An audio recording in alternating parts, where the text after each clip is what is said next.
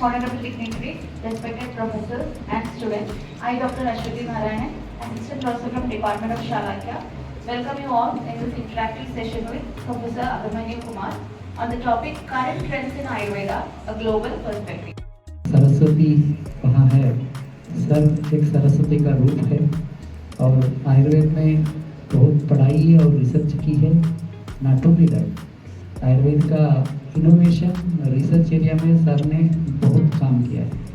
He has been one of the good administrator, being administrator of many of the institutes of Ayurveda, all India institute of Ayurveda, NIA national institute of Ayurveda, and Rajasthan Sarvepalli Radhakrishnan University Vice Chancellor, Uttarakhand University Ayurveda University Vice Chancellor, and also being the Director General of CCRS for some time.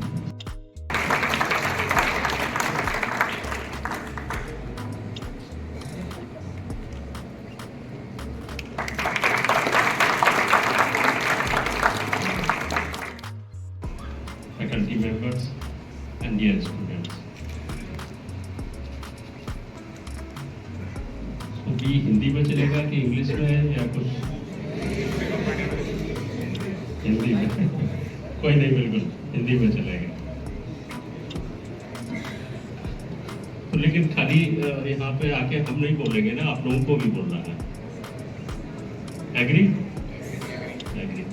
तो पहले तो हमको ये बताइए कि BMS में admission हो गया, यहाँ पे आ गए, ये सब आखिर कर क्यों हो रहे हैं आप?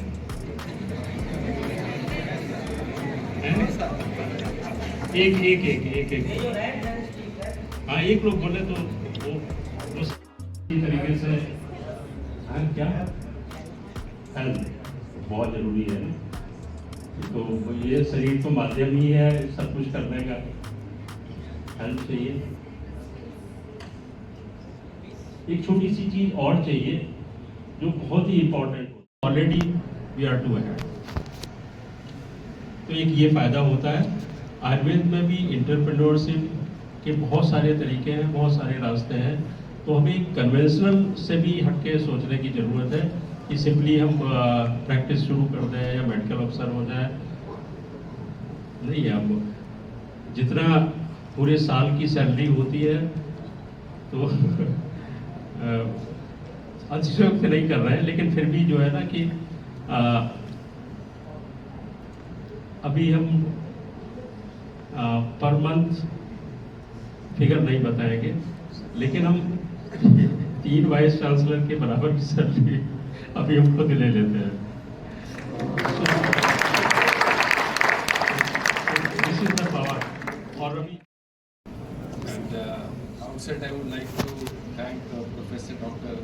Abhimanyu Kumar ji for a very lucid and a very exhaustive presentation which he made, covering all the aspects of, I would say that to be successful as an entrepreneur.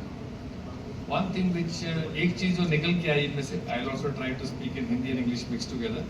एक चीज़ जो इनकी presentation से निकल के आती है वो यह है कि जब भी हम कोई भी किसी भी प्रोग्राम को ज्वाइन करते हैं, चाहे वो मेडिकल का हो, चाहे वो आयुर्वेदा का हो, फार्मेसी का, any program whichever is there, हमारे पास 5 ही ऑब्जेक्टिव रहते हैं. या तो टीचिंग में जाएंगे, इसके बाद या रिसर्च में जाएंगे, या कभी एडमिनिस्ट्रेटर बन जाएंगे, या कुछ जो लोग हैं वो प्रैक्टिस में चले जाते हैं, तो प्रैक्टिस नर्सिंग होम, अपने वेलनेस सेंटर्स खोल लेंगे. और कुछ लोग जो हैं देखो बियॉन्ड देयर स्टडीज़, उन्होंने डॉक्टर साहब की तरह वाइस चांसलर होने के बावजूद, रिसर्च में भी, एकेडमिक्स में भी होने के बावजूद, दे बिकम एंटरप्रेन्योर्स. और इसके लिए जो सबसे इम्पोर्टेंट चीज़ है, अगर एंटरप्रेन्योर बनना तो उसके लिए आपको आउट ऑफ बॉक्स थिंकिंग ज़रूरी है, बहुत ज़रूरी है.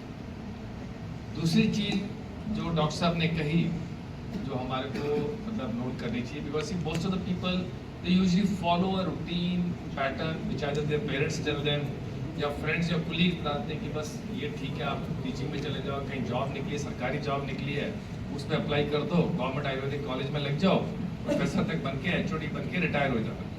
अभी हम पे डिपेंड करता है कि हम क्या बनना चाहते हैं. उन्होंने कहा कि आप क्यों नहीं आगे इस यूनिवर्सिटी को इस इंस्टीट्यूट के डायरेक्टर जनरल, वो 5 साल के लिए इंडिया में आए थे, उनको मैंने अपने इंस्टीट्यूट में इन्वाइट किया। ऐसे ही एक इंटरेक्शन था, तो उन्होंने किसी को स्टूडेंट को पूछा, जैसे आप लोग हैं यहाँ पे, और डॉक्टर साहब ने भी आपको ऑफर दिया, आई डोंट नो हाउ आपके कितने लोगों के माइंड में रजिस्टर